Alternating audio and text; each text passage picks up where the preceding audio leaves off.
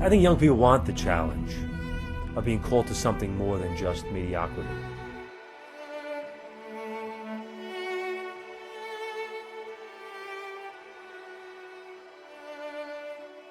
All young people, I think, have that deep desire to do something remarkable, to be someone remarkable.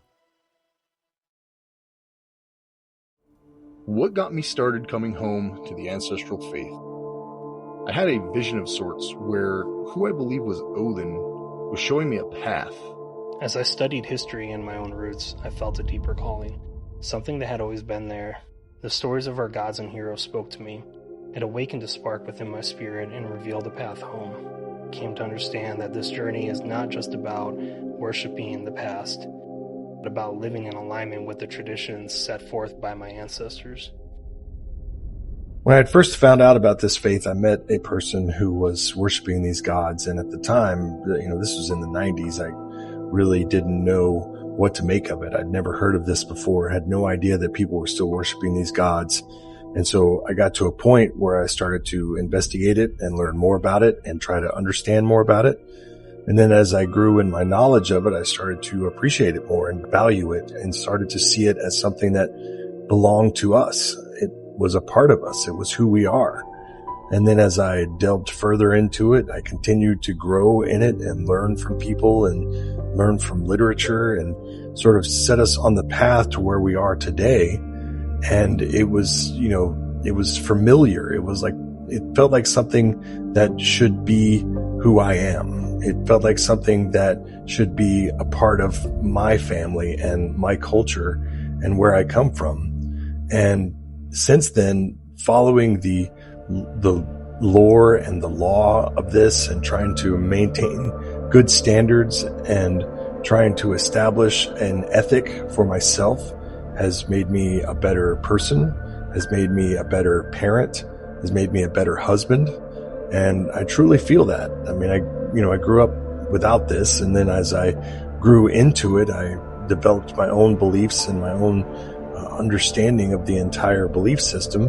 And when I did, it just changed my life. It changed everything. And I really felt like this was where I belonged. Since we both know and celebrate folk holidays, like Kupala, countless people still practice heathen rituals and believe in spirits.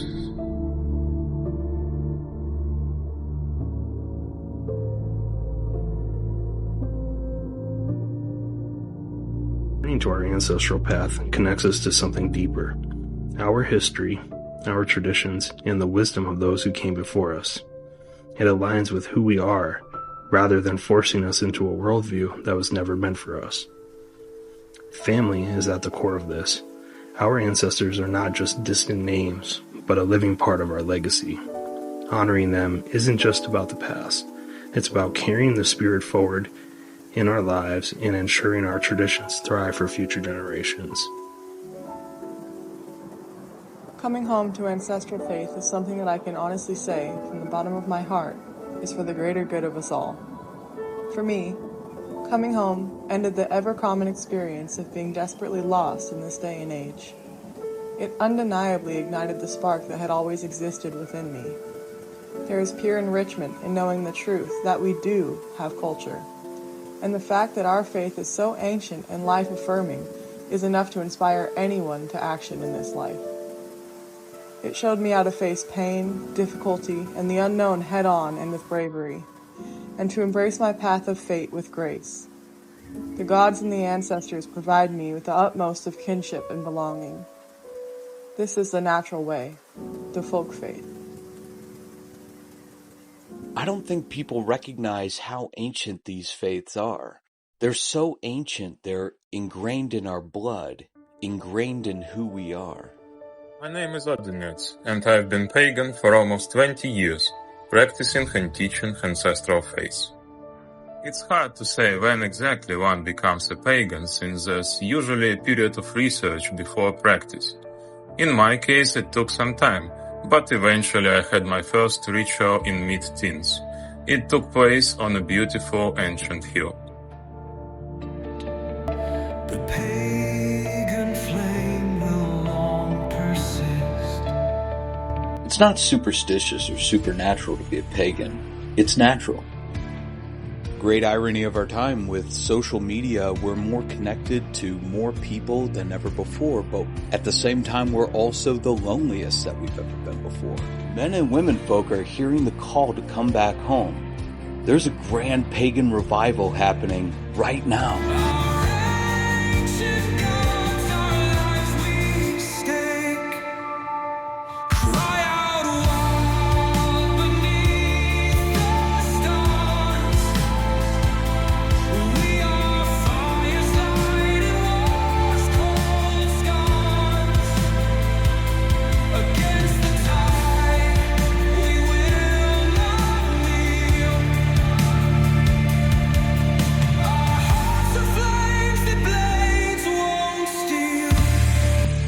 The more of us that are out there, the more powerful our message will be.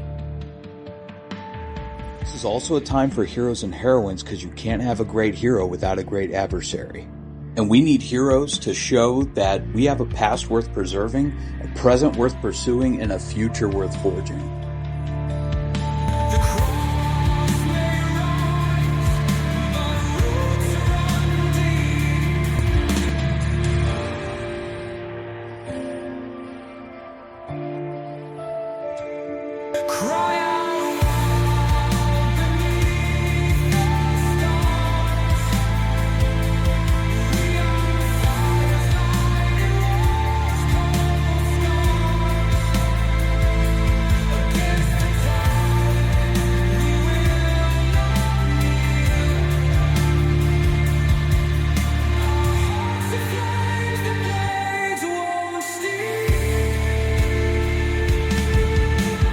Paganism gives you purpose, it gives you drive, and you can't be black-pilled when you know as a fact that you have many ancestors behind you. You have many great family, friends, and folk beside you, and you got many great gods and goddesses that guide you. Ancestral faith is our rock-solid foundation and our true northern star. I strongly believe that paganism, or ancestral faith, is the natural religion. It provides us with the tools necessary to conduct our daily lives in a meaningful manner, as well as an endless well of wisdom, tradition, and beauty to draw from in any and all endeavors. Experiencing this journey is not separate or outside of us. It is within us innately, and we are more than blessed with that gift.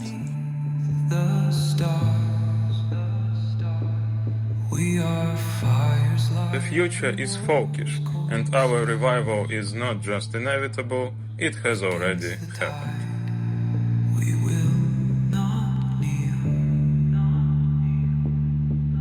Our hearts are flames, the blades won't steal.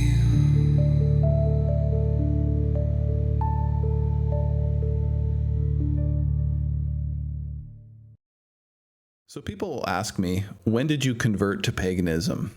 It's a hard question to answer because I have always been pagan, and it's impossible to point to a single moment or even just a time when that happened.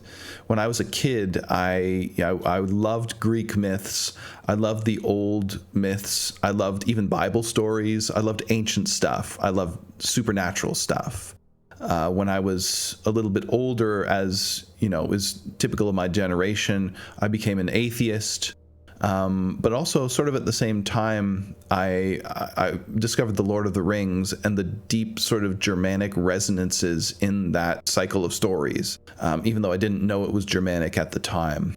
At some stage, because I tried to be Christian for a long time, I read the Bible back to front a couple of times, but I just could not get invested in a set of stories that were not about my folk, that were not happening in lands that were holy to me. So I started casting about, and I actually ended up getting into Chinese folk religion, and ultimately started using the I Ching as a divination manual, this like ancient Chinese text, one of the oldest books in the world that we have. And I used it, and it worked very well for me, but it felt very inauthentic. that here I am, a European or a person of European lineage using this ancient Chinese divination technique. A thought occurred to me, although not in these words, that maybe I should drink from my own well. But that seemed impossible at the time until I discovered this book called The Ancient City, which basically laid out in very clear terms what the most ancient stratum of our pagan religion was. And it was something like what I knew must be there. It was something that I always knew was there, but then had finally discovered.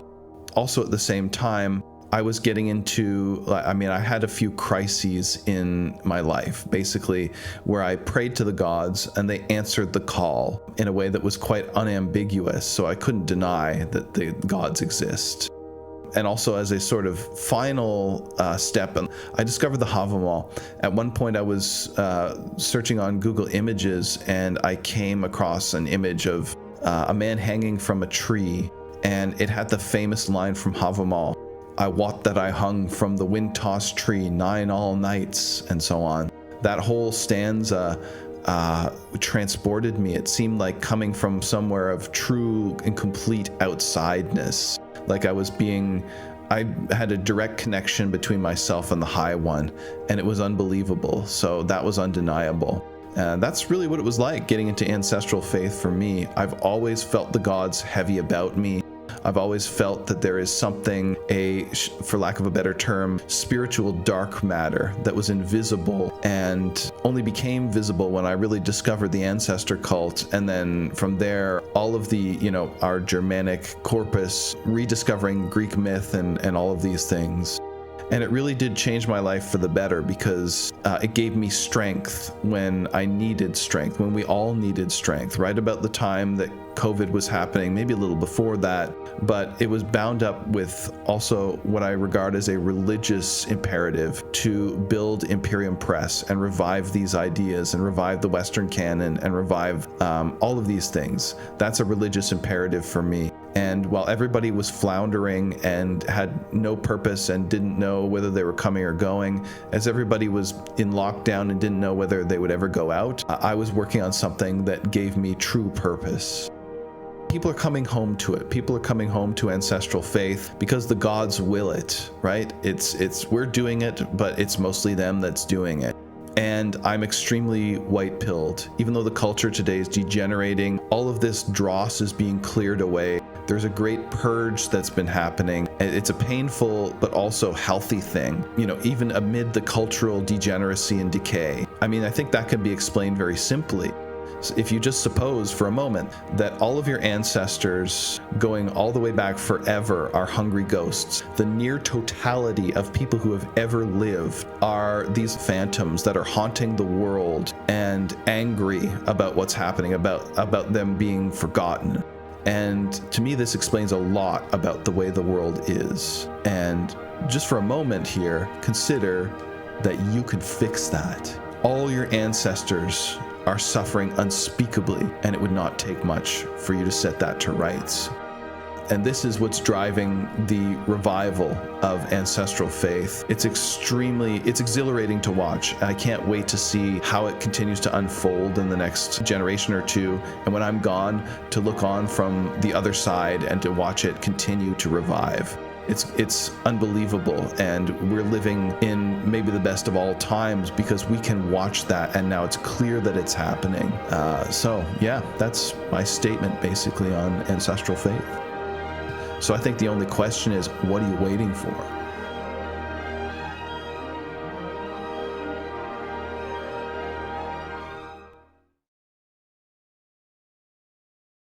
So I'd been an atheist for most of my life. A few years ago, the Bill Nye special came out on Netflix, and I saw what was in that, and it kind of hit me. Oh no, this is the logical endpoint of atheism, of scientism, and it wasn't the world that I wanted for my kids. I knew that I needed to give them some sort of foundation, so I thought, well, do we need to start going to church? Do I need to become Catholic or something, more traditional? I kind of got stuck there and stewed on it for a few years, and during this time, I became really nihilistic. I was a husk of a person.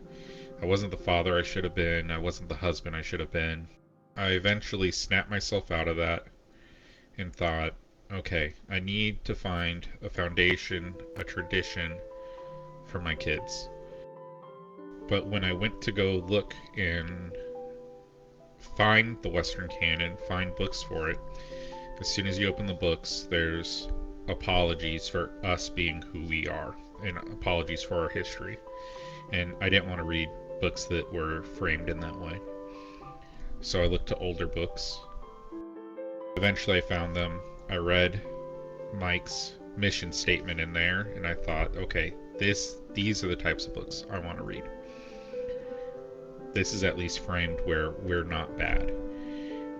And I got into the Culture Dads podcast he does with Dave Martell, and listening to them talk about paganism from a dad's perspective, from a cultural perspective, reading the Substack, and it really started to click for me, but I didn't really know where to start.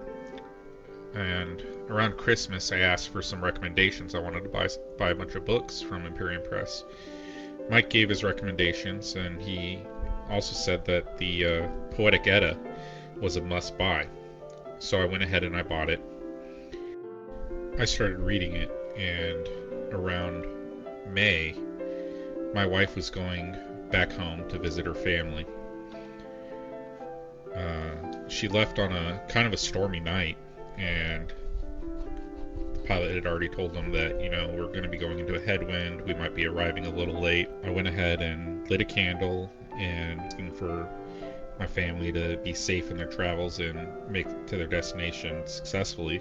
They were landing around the time that their next flight was supposed to be departing, and made it just as they were closing the door, and they let them on the plane. She called me while they were waiting to taxi out. She was concerned that, their stuff wasn't going to make it. It was too short of a time. And I told her that, I had said a prayer and everything should be all right. They made it to their destination safely. They get off, and their luggage was the first luggage to come off the rack onto the carousel. It's too short of a time period for it to have moved over, but it didn't. I took this to be a nudge that I was on the right path. My prayers were answered, and I just need to keep going down this path. On the Culture Dads podcast, Dave talks about folkish summer hollowing and how great it is. It's super family friendly, everybody has a good time. So I decided that I wanted to take my family to FSH so that way they can see what paganism is about versus me just telling them or reading out of a book to them or something like that. After ritual, I went to the Urban Folks Odin idol. I knelt down and I prayed to Odin, asking, please give me the wisdom to, successfully lead my family. And we left, we went to Sumbul. My family was there for the first round, but my wife needed to put the kids to bed. I didn't really know what to say, and it kind of hit me suddenly. I'll boast my wife. Earlier that year, I was sick for about 6 weeks, bedridden. She did a great job dealing with it, taking care of me, taking care of the kids. In May, there's emergency at work. I worked 21 days straight, 12 hours a day. And again, she took care of the kids. Her willingness to go to FSH meant a lot to me. So I got up and I said my speech, and I could tell that as she's walking over to me that she was moved to tears. I could see the tears in her eyes. She gave me a hug and sat down with me. And I asked her, well, why'd you get up? She said that she had been sleeping and something woke her. She had a strong urge to just come and check on me. I think it's pretty obvious that something did wake her up and push her. She was meant to hear that. Hear my speech about her. And after that, she was on board. On the drive home, she was asking questions. She hadn't really been asking questions before. She was kind of all in.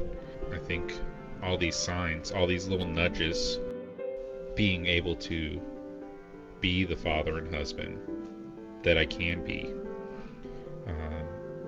were just signs from the gods that this is correct.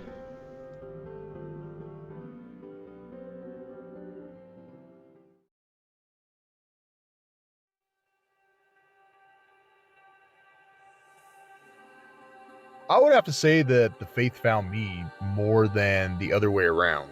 See, I was raised as a Christian, and things never felt right to me. There was always something that wasn't quite right. We were always in the background of other people's lore, and at times we were even their villains. But as I found paganism, more so Setianism, I found a true sense of belonging. I found a belief system that was native to our people and went back as far as our people's existence itself. And through values that are life-affirming, I now understand that this life is something to be embraced and cherished, and they're not here as a test. We're here to strive for greatness, to please the gods, to create successful environments for our folk, and an inheritance for generations to come. And there's something truly heroic about that, which is a perspective that I never had before I came home. I truly believe that this is the way forward for our people. But you keep at it, and eventually you learn to come home. You learn to see your ancestral faith. You learn to embrace it, and you learn to cast down others that say you're doing it wrong. But when you have a theological backing, it's a totally different story. What got me started coming home to ancestral faith ultimately was love. I looked into family history. I looked into various religious and spiritual traditions, politics, history. As I explored further, I saw that they all was leading to heathenry. Felt like a missing piece of my soul had been restored, aligning me with who I truly am and am truly meant to be. It created a sense of belonging. It deepened my love for others and made me strive to be better than I was before. Fate moves ever as she shall, but we are still our deeds, and how we face what comes defines us. So essentially, nature's eternal truths and the lessons given to us by our gods and the deeds of our ancestors are essentially our rudders, our eternal compass that guides us home, that keeps us on the path of doing right. Isn't that what we're all seeking? To do well for our people, to achieve all that we want to achieve within our life and leave a legacy for our offspring. These truths will forever be our pagan revival. We have to learn that all of our actions collectively are going to be the legacy that we leave for our children. Our posterity relies upon us to act nobly, courageously, and to carry out our will that is guided by nature's eternal truths, by our gods, and by our ancestors. It's all of these combined that gives us our eternal compass that helps make us better men and women, husbands, wives, fathers, and mothers, and essentially the pillars of a community. It's our actions led by these eternal truths that make us who we are as a people.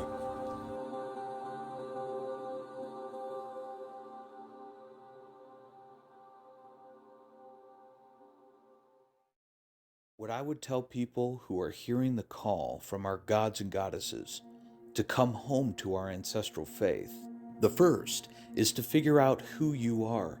Look into your family lineage, your ethnicity. Your ancestors will guide you home. The second is to read the legends of your ethnic faith, of your ancestors. They're all in the public domain, so really there's no paywall to coming home to ancestral faith. The third is to do paganism. Emulation is the highest form of veneration. When a son plays with his father's tools, it's because he loves them and wants to be like them. It's one of the proudest moments of a parent's life that their child wants to be like them. And if that's true between children and parents, how much more true is that for you to your ancestors, from you to your gods? Or to put it in another way, if you can get a mental image of the person you would most like to become, begin now to act as that person would act in everything you do. Gradually, imperceptibly, you will actually become that person. It goes back to what the great German poet and philosopher Goethe once said. Before you can do something, you must first be something. Before you can do what you would most like to do, you must first become the person who can do it. And lastly, to reach out and find others. There are more of us out there than we can possibly recognize. You are not alone. So the only real question is, when are you getting started?